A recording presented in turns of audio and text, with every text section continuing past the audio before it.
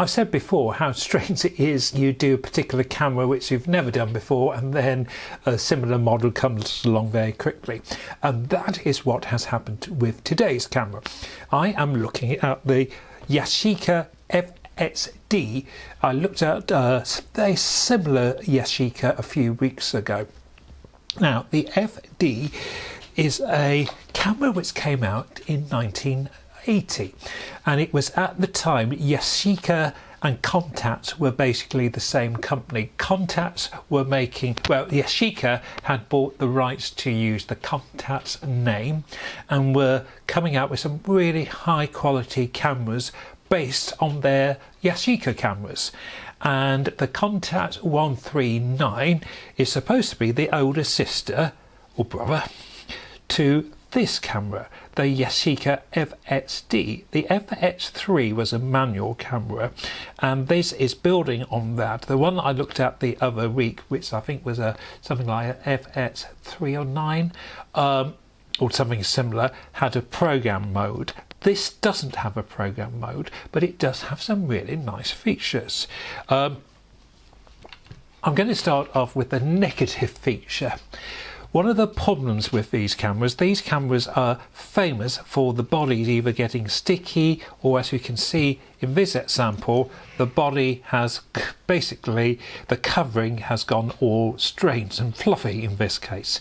You can buy material to stick on. You can even buy pre-cut material, which I am probably going to do with this camera, because when I actually used it I really quite liked it. I'm a big fan of the 139 Quartz, and this was so similar when you looked through the viewfinder. Let's just explain a little bit about the camera. So it's launched in 1980. So this is a time where we are having some automation. It's a manual focus camera, and it's quite manual in how we load it. Pretty sure there's no film in here, so that's easy to open the back, and as you can see, film goes in here, over here, and loads here, and then you have to take a couple of exposures in order. You can see the shutter there. You would then take a couple of photos to wind on the film. The setting, it's not automatic DS. You would have to set the ISO here. Just get a pointer, so you will set the ISO here. To change the ISO, you have to press this little button, and that enables you to then change the ISO, this little button here. So you, as I said, so first thing would be to set your ISO here. Now we've got two options. We can either use it on manual, or we have the aperture, automatic aperture. So if we put it on automatic aperture, we automatically select a aperture and the camera in the viewfinder. Once we've pressed this little button here, we will operate the meter, the electronics of the camera, which will then tell us what shutter speed it will be chosen. So for example, I'm holding the camera up now. I have to set, I have to start the camera by pressing this little button here, and I'm on f2.8, and if I'm looking at this, looking at the camera here, it's 1/15 of the second. Now if I was to put it on if I was to put it on manual, what I'm getting through the viewfinder is the 125, which I've selected, is flashing, and I see a figure where I'm actually at the moment. So I would have to reduce that to 1/60th or 1/30th. So you can use the camera on manual, and it will work very well on manual. So, but let's assume I'm on aperture value. I would focus here, set my aperture, check what the shutter speed is in the viewfinder, click, I'll wind on. Focus, aperture, check in the viewfinder, because obviously if I'm holding and the camera is below 125 or 160th, I'm going to have issues and I would need a tripod. It's the Contact Yashica bayonet, so there was quite a lot of lenses around, and you press here to release the lens. There you can see the bayonet there.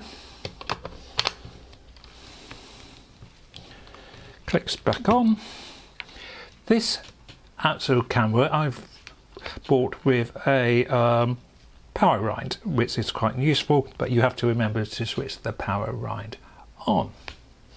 It's the pretty standard Yashica lens. There were two types of Yashica lens. One later on had a green f22 or f16, and you could put it on that for cameras which had the program and other modes. This is an earlier version. I haven't got a lot more to say about this camera. Let's see what the results were like. I bought this camera from a meeting of the Photographic Collectors Club of GB, and our local region meets in Taunton, and I give someone a lift to the meeting from Sherborne, and it was on my way home via Sherborne that I stopped and tested this camera, and it was a really nice early summer evening. The light was that lovely sort of golden hour, and with the golden stone of Sherborne, I was quite pleased with the results. The camera lens was actually really good. The exposure system worked well. The whole camera I really liked. The only slight issue I had is I had a slight problem with the film in developing with the washing, but it's fine. I re-rostered the film and it worked fine. It might not be the best looking camera in the world, but I thought it performed very well. It would be quite useful to keep as a second body with my contacts. As I said, it reminded me a lot of the contacts, and as I said, they are often a lot cheaper, and because of the problems they have with the body covering, you can often get them really quite cheaply. I have found some in the past not to work, but as I said, this particular model, I was really pleased with it. It was really nice to use. I was really pleased with the results, and I actually look forward to using this camera again. Thank you for watching. Bye for now. See you next time.